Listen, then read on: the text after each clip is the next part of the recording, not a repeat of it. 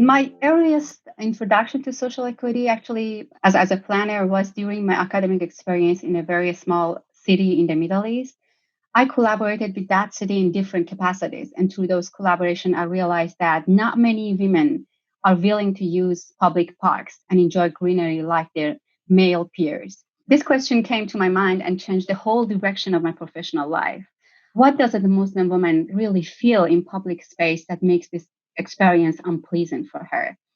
My journey as an equity focused planner started then and then continued here in the United States by several planning and research projects addressing issues historically underrepresented communities face to access social and economic resources and also enjoying a healthy life. I personally felt the importance of social equity during my life in the Middle East. And here, as someone who faced language barrier for a section of my life, feeling of not being accepted by the host community have impacted my involvement in social life. And there were many times where experiencing subtle racism in the form of unusual social interactions prevented me from participating in public spaces. And then doing research and designing public involvement phase for planning project across North America have convinced me that I'm not the only one.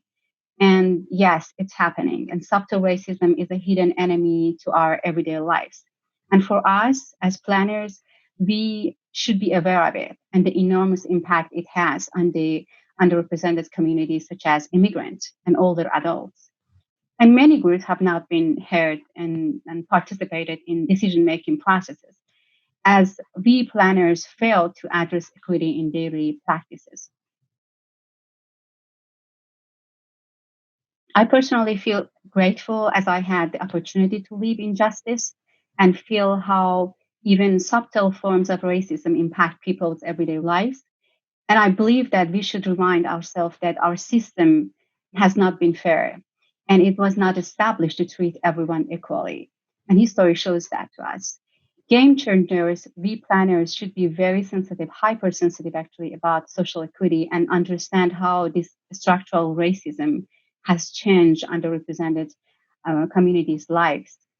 And unfortunately, presently, there's no specific course in planning a school that teaches about social equity, but I'm very optimistic as in our final product as the Social Equity Task Force, we suggested that APA and ACSB come together to address the educational aspect of social equity. So in my view, the COVID-19 pandemic was a wake-up call with long-lasting tangible impact. It's not like we didn't have any wake-up call before, but we always push the snooze button. But this pandemic, aligned with the recent social uprising, has shown the hidden pattern of health inequities and injustice in urban, suburban, and rural communities. Across the globe, several initiatives have shaped to address equity in different aspects of life during the pandemic.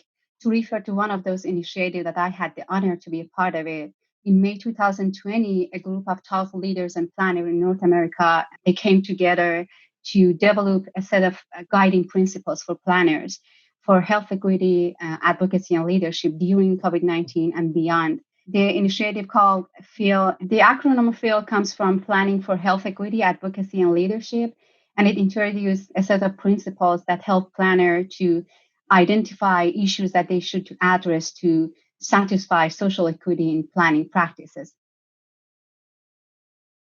To my colleagues, planners, community planners, urban designers, everyone who deals, placemakers, everyone who talks, listen to the communities and work with them, seeing through an insider lens is the key. It doesn't matter if you are a transportation planner and doing the technical thing, or you are a community planner and working directly with the community. You need to see, feel, and live community's life. I personally feel thankful for my diverse background, which gives me such perspective. However, even I can be an outsider depending on the context that I'm working in.